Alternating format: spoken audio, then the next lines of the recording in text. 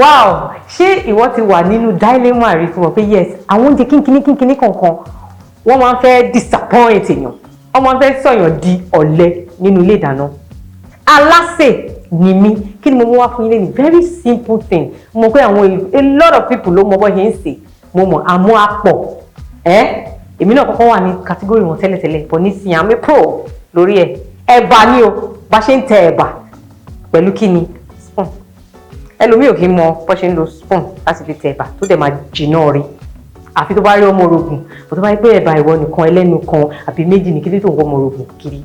Do you understand? So jẹ́ntàrí kọ́ ẹ ní trick yẹn bá ṣe máa fi spoon tá máa fi ń tẹ ẹ̀bà tó dẹ̀ ọ máa múrọ̀ dáadáa tó máa yé kébù. Alase Nimi, please subscribe to my channel. Kẹ́dẹ̀ bá mi share àwọn videos mi. Don't forget to turn on your notification bell. Ṣó ti yé yín. Ní báyìí omi wa ó ti hó. Let me just introduce you. Kí ni àwọn nǹkan tí mo fẹ́ lò? Èròjà mi kò pọ̀ lára. Ẹ̀bà la ní as fẹ́ ṣe. Garri wa lélẹ̀. White garri là ń lò. Àwọn mi prefer ẹ̀bà Igbo which is red garri ló máa ń lò. Ṣó ti yé yín. So èyí tó bá ti wù yín ni abọ́rẹ̀ tá a fi rò. Ṣíbírè tá a fi tẹ̀.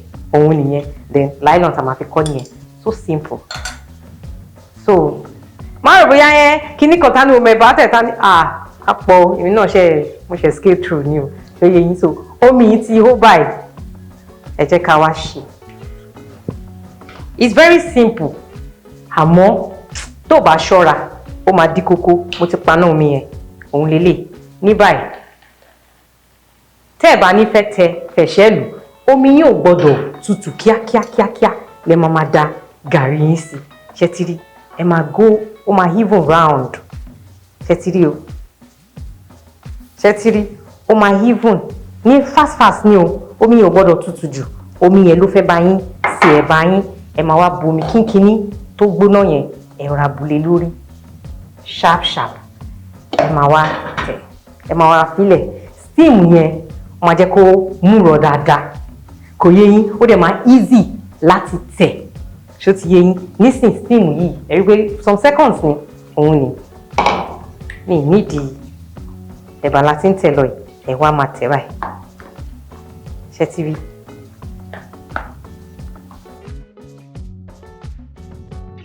But ẹ make sure pé kò ń ṣe spoon tó máa ń rọ́. Spoon yìí ó strong. So ẹ make sure pé kò ń ṣe spoon tó máa ń rọ́ tó yẹ pé máa find it difficult láti máa turn it with the spoon. Òun ni mò ń tẹ̀ yìí o.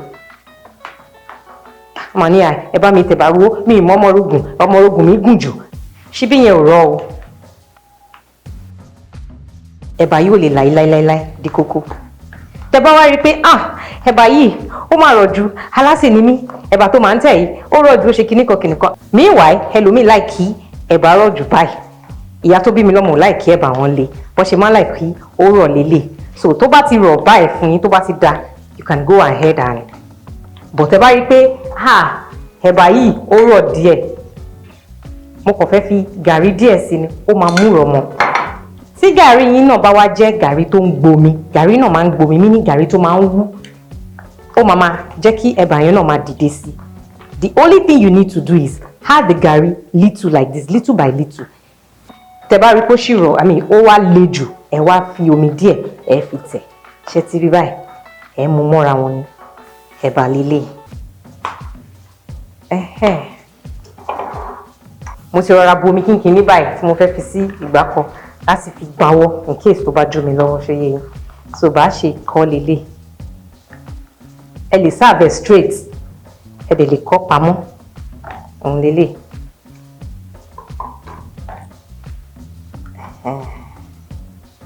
All right.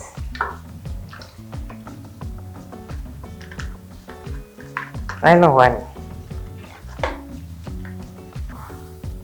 So nylon wà lélẹ̀. Àti fún ẹ̀bà wa. Ẹ ti rí. Beautifully made. Ẹ ti rí. Oh, have you seen it? Did you see it? Did you see our ẹ̀bà? Ẹ̀bà lélẹ̀ yìí tá fi ṣíbí onírin tí a fi tẹ̀.